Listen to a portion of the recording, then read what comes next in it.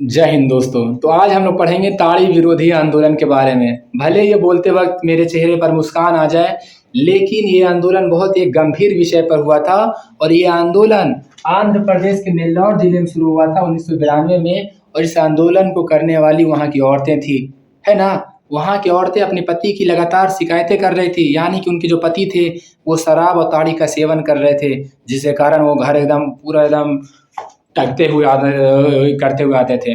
और ये तो टगना उगना तो ही गया, इसके अलावा है ना, उससे शराब पीने के कारण जो है वो फिजिकली वीक हो रहे थे, यानी कि शारीरिक रूप से कमजोर हो रहे थे। उनका शरीर कमजोर हो रहा था, बीमारियां उनको घेर रही थी। और इसके अलावा वो फाइनेंशियली, आर्थिक रूप से, यानी कि उनका जब शराब खरीदता तो पैसा नहीं देना पड़ता जी, तो उनका फाइनेंशियली हालात भी खराब हो रहा था और शरीर भी खराब हो रहा था, पैसा भी बर्बाद हो रहा था। इसीलिए वहाँ की औरतों ने आंदोलन चलाया कि ताड़ी और शराब की बिक्री पर पूरी तरीके से सरकार को रोक लगाना चाहिए बाबू। तो ये आंदोलन कहाँ शुरू हुआ था? आंध्र प्रदेश के नेल्लौर जिला में 1992 में शुरू हुआ था बाबू, जहाँ महिलाओं ने, औरतों ने ये आंदोलन को आगे बढ़ाया था। और ये आंदोलन, ये ताड़ी विरोधी आंदोलन भले ही आंध्र प्रदेश के नेल्लौर जिले से शुरू हुआ था, लेकिन ये आंदोलन पूरा राष्ट्र व्यापी आंदोलन बन गया था, यानी राष्ट्रीय आंदोलन बन गया था, जो पूरे देश में फैल गया था बाबू। और इन्होंने भारत के लोकतंत्र में, है ना, काम करने के तरीके पर प्रश्न चिन्ह उठाया। ताड़ी विरोधी आंदोलन किसने किया था? महिलाओं ने किया था बाबू, है ना, जो आंध्र प्रदेश के नेल्लौर जिले से शुरू हुआ था। आज हम लोग पढ़ेंगे दलित पैंथर्स के बारे में कि दलित पैंथर्स क्या था।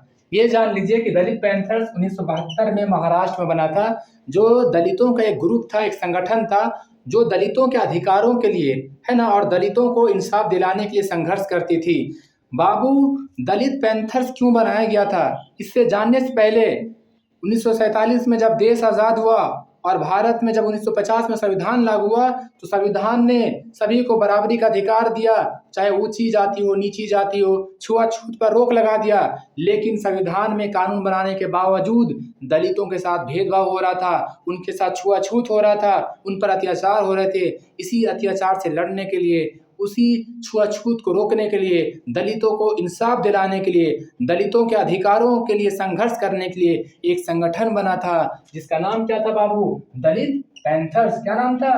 दलित पैंथर्स। इसकी स्थापना कब हुई थी? 1972 में महाराष्ट्र में। अगर एग्जाम में आ जाए कि क्या था, तो महाराष्ट्र में दलितों के अधिकारों की रक्षा करने के लिए और उन्हें न्याय यानी इंसाफ दिलाने के लिए एक संगठन बना, जिसे दलित पैंथर्स कहते हैं। जिसे क्या कहते हैं? दलित पैंथर्स कहते हैं। तो यही कह रहा है कि भीमराव अंबेडकर बाबू, है ना, जो समाज में ये जो जाति व्यवस्था चल रहा था, उनका वो विरोध करते थे। दलितों को समाज में एक गरिमापूर्ण, यानी कि इज्जत वाली जिंदगी देना चाहते थे।